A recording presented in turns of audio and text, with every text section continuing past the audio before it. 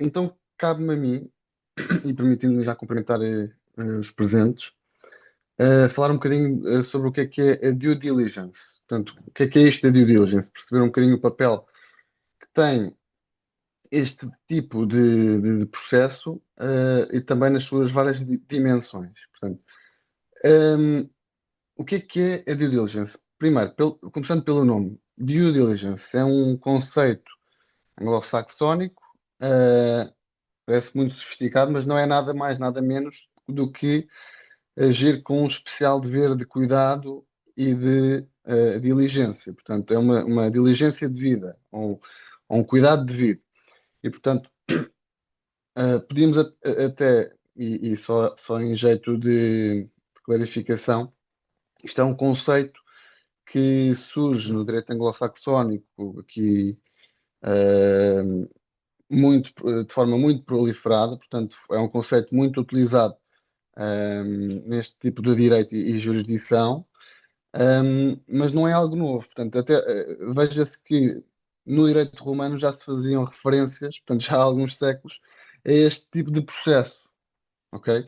Portanto, eu tinha uma expressão latina, em latim que eu não me atrevo a repetir, mas que basicamente o conceito extraía-se, ou que se queria, ou pelo menos que se entendia, era que hum, a pessoa devia ter o mesmo dever de diligência no cuidado de negócios alheios como no cuidado dos seus negócios próprios. Portanto, hum, e é um bocadinho isto que nós vamos falar aqui hoje. E porque é que a due diligence é importante, ou para abreviar DD, que é assim que eu ver este conceito daqui em diante. hum, e porque é que isto é importante? Como já foi referido muitas vezes nesta formação, a empresa, enquanto organização ou centro de atividade e de imputação jurídica, é uma realidade extremamente complexa, com posições complexas. Veja-se o nosso caso prático: temos um fundo de investimento que pretende adquirir esta empresa industrial, que tem aqui uma elevada exposição bancária, um elevado passivo bancário, portanto, tem risco de financiamento, tem contratos de financiamento celebrados, tem contratos com clientes que, eventualmente, na altura em que foram ajuizados, podiam ter margens competitivas, mas em virtude da técnica de redação até depois acabaram por ter margens negativas em função eventualmente de remunerações variáveis, o que for, aumento dos preços aumento dos preços, designadamente de materiais que sejam necessários para cumprir o contrato, como por exemplo, e tem também contingências fiscais relevantes. Ou seja, temos aqui um exemplo, o nosso caso prático, um exemplo típico de uma empresa em crise, em dificuldades, que tem uma estrutura laboral, como diz o caso, valiosa, também tem equipamentos industriais, tem ativos fixos tangíveis valiosos e uma posição de mercado forte. Portanto, este é o principal ativo da empresa do nosso caso prático. E, portanto, a empresa, como realidade complexa que é, tem aqui um conjunto de relações jurídicas complexas que não são imutáveis ou cristalizadas no tempo. Portanto, hoje tem uma situação financeira, amanhã pode ter outra, porque todos os dias tem relação com clientes, todos os dias tem relação com fornecedores, tem faturação, tem cobranças de créditos, tem potencial exposição a riscos que podem ou não materializar no futuro e, portanto, por esse motivo é que nós, quando estamos a adquirir uma sociedade, neste caso uma empresa que está doente, digamos assim, em elevado nível de crise, temos de fazer uma due diligence, que não é mais do que um raio-x ou uma fotografia da situação financeira, fiscal, jurídica, legal, em todas as suas várias dimensões. Eu gosto de referir que a due diligence é o meio ou o processo de análise ou de investigação tendente à possibilidade de realização de um negócio. E como referido pelo João Corte Real na anterior apresentação, geralmente surge este processo, ou a realização deste processo, já numa fase após o pré-deal, após terem sido definidas, definidos aquilo que são os conceitos essenciais do negócio, temos uma ficha técnica de condições comerciais já solidificada entre as partes, uma aproximação contratual, pese embora embrionária, temos eventualmente um memorando de entendimento celebrado e um contrato de confidencialidade assinado. O que significa que as partes querem poder ter, poder vir a ter a possibilidade de realizar e de celebrar um negócio. Neste caso, este fundo de investimento pretende vir a ter a possibilidade de adquirir esta empresa em crise, mas não o pode fazer sem fazer naturalmente aquilo que é uma análise ou um raio-x da sua situação no seu pleno. Isto não é mais do que nós, quando estamos doentes, vamos ao médico, não é? Quando uma empresa está doente, e não só, mesmo a empresa estando saudável, é necessário fazer um check-up, uma auditoria, um processo de investigação e de análise sobre, em concreto, qual a situação jurídica da empresa que nós vamos adquirir. Portanto, a due diligence é, em termos práticos, o momento em que o comprador deixa de negociar sobre declarações comerciais e passa a testar com base em documentos, com base em informação que é solicitada pelo comprador relativamente à realidade jurídica, fiscal, financeira, laboral, neste caso, que seria um aspecto muito importante a ver, porque nós vemos aqui no caso que a empresa tem um know-how técnico muito relevante, regulatório e comercial da sociedade-alvo. E, portanto, é nesta altura que, de facto, o comprador delimita aquilo que para si é a informação que é essencial saber para tomar a decisão de adquirir e de passar a uma fase contratual de gestão do risco daquilo que se consegue identificar numa due diligence, numa auditoria, naquela análise à situação jurídica da sociedade, um, que lhe permite efetivamente avançar e formar a sua vontade de negocial para contratar. Portanto, como enquadramento legal, nós vemos que o artigo 227 do Código Civil impõe às partes, nos preliminares da formação do contrato, que é o caso, portanto, nós vemos que estamos numa fase de pré-deal e de investigação sobre a situação jurídica da empresa, jurídica, fiscal e financeira da empresa, e é nesta medida que o comportamento do vendedor é extremamente importante, porque existe nesta fase sempre uma grande assimetria de informação. Aquilo que o comprador sabe sobre a empresa é algo muito preliminar, muito high level, muito conceptual, ainda não viu documentos, ainda está apenas a receber a informação do vendedor como boa. E nessa medida, o vendedor tem um dever acrescido, segundo as regras de boa-fé, portanto, há aqui uma manifestação do princípio da boa-fé, de o vendedor agir de forma leal, de forma honesta, de forma transparente na prestação de informação.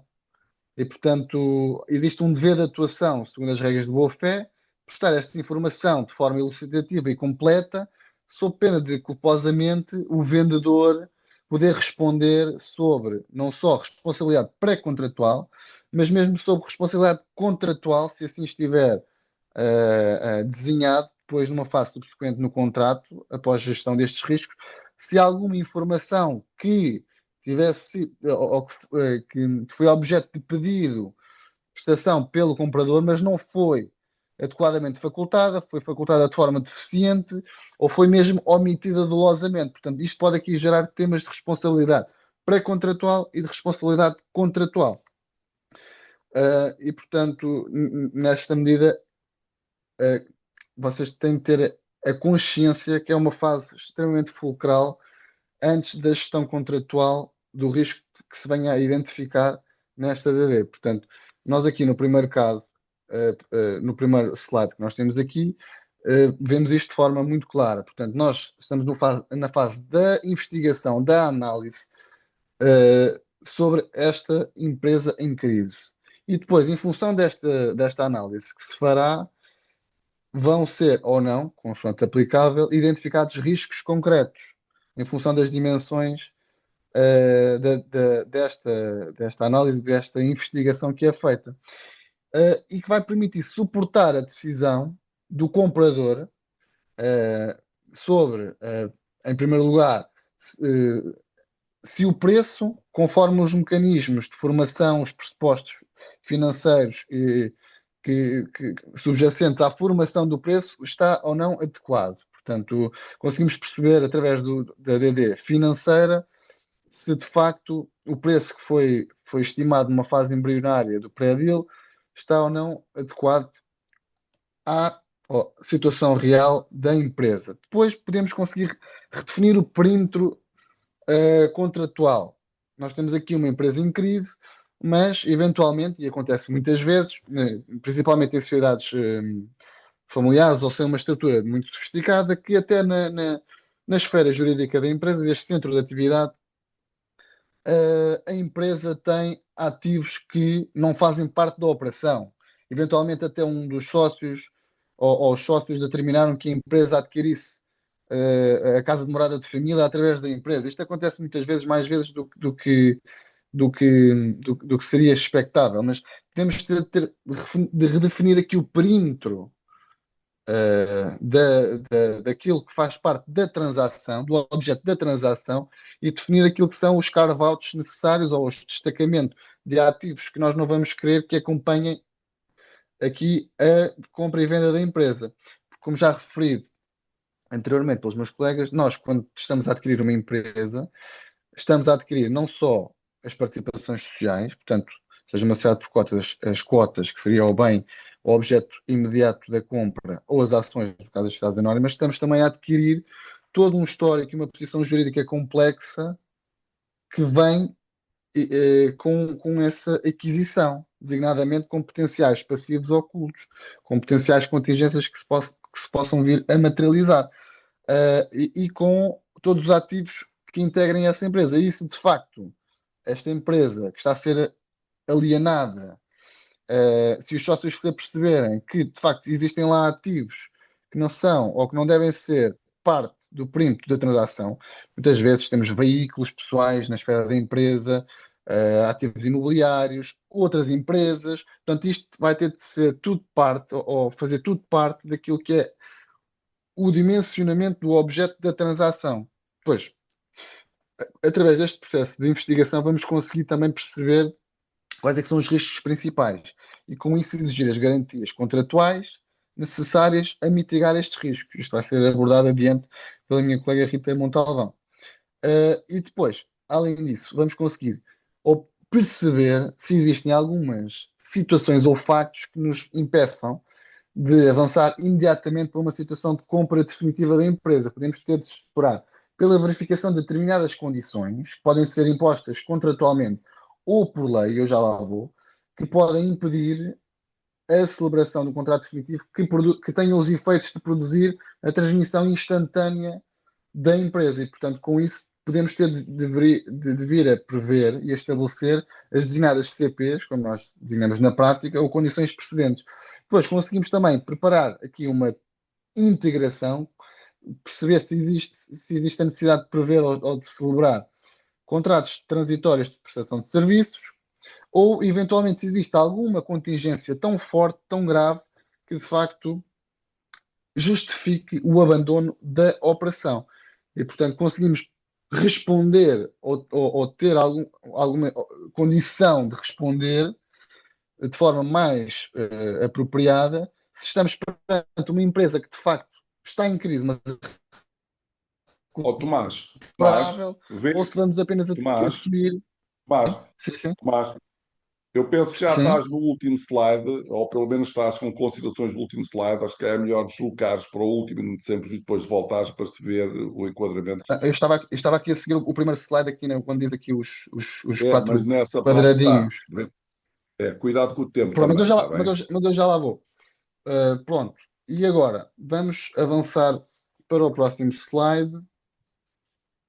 E eu agora gostaria de vos explicar na prática como é que se desenvolve este processo de due diligence ou de investigação e análise de uma empresa. Como já referimos, como já referi, o comprador vai delimitar a informação essencial que pretende ver respondida e que pretende ver assegurada a sua prestação, designadamente através da preparação de uma checklist onde vai constar cada item, cada requisito essencial relativamente à qual a informação deve ser prestada pela vendedora. Portanto, aqui numa due diligence jurídica e contratual, por exemplo, é muito habitual e essencial exigir informação societária, quem é que são os sócios, se estas participações estão oneradas, existe alguma garantia que onera a transmissão desta empresa, existe algum penhor sobre as cotas, existem alguns acordos parasociais que de facto possam vir a gerar contingências no futuro, litígios, existem alguns direitos de preferência, portanto, temas societários, ou na perspectiva contratual. Portanto, aqui estamos a falar na due diligence jurídica, na sua dimensão contratual. Quem é que são os clientes? Os contratos com os clientes estão bem desenhados? Existem temas que podem vir a ser complexos após uma aquisição? Como é que é feita aqui a operação? Existem apenas contratos verbais? Os contratos são sólidos? Têm duração duradoura? Portanto, após a aquisição, vamos conseguir manter esta lista de clientela?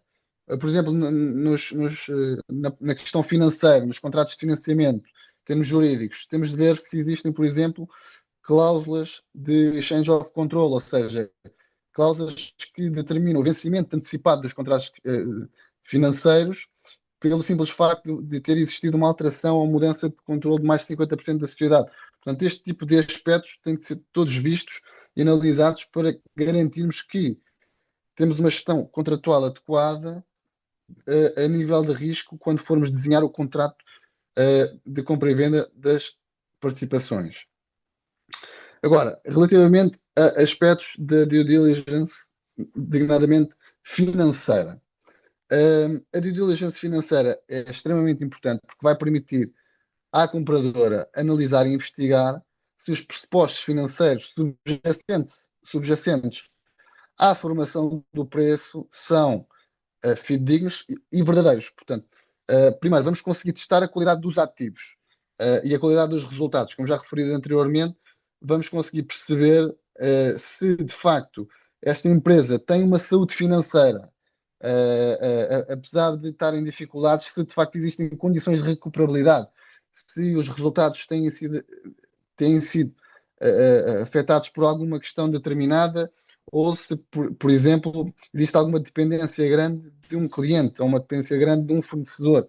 Portanto, é aqui que vamos conseguir perceber estes aspectos financeiros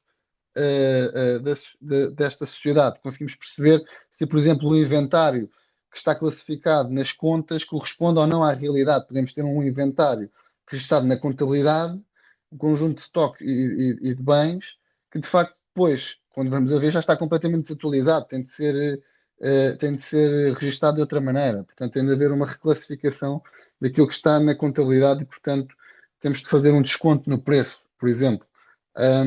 São aspectos financeiros que nós temos de analisar. Depois, ver aqui um bocadinho a qualidade dos ativos, ver como é que está aqui a situação de recebentes de clientes. Existe muito dinheiro, por assim dizer, por cobrar. Portanto, existe muito dinheiro na rua, existe muito dinheiro que realmente pode ser ou não considerado a título de desconto no preço.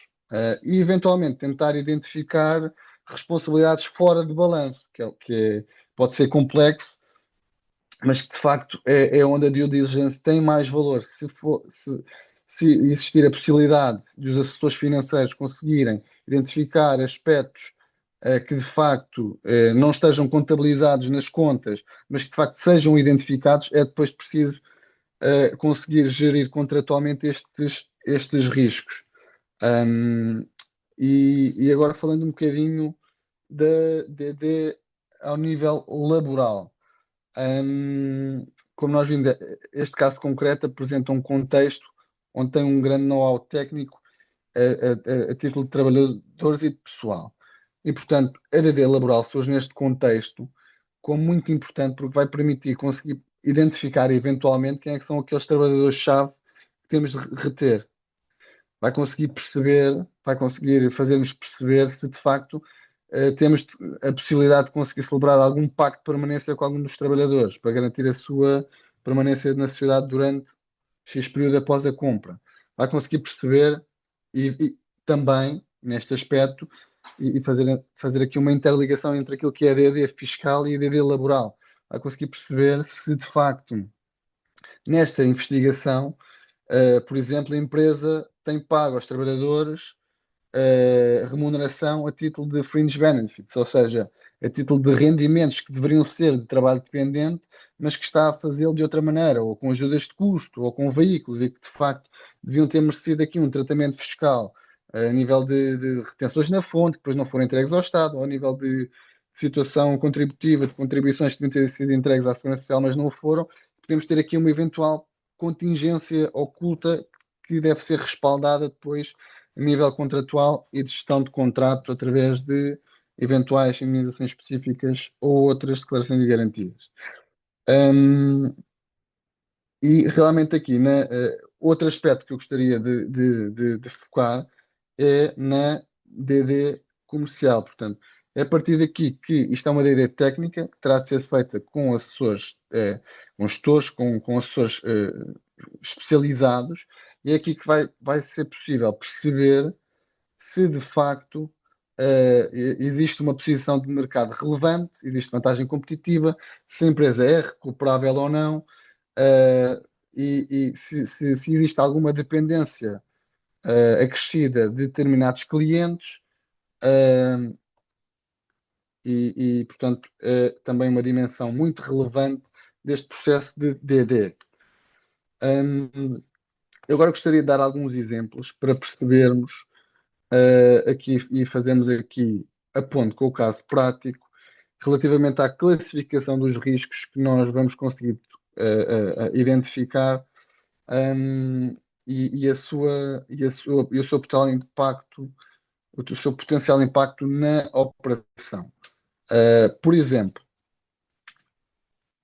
temos aqui riscos que são deal breakers, riscos que de facto justificam, e avançando aqui para o último slide, que justificam abandonar o negócio ou que justificam considerar a DD como não satisfatória.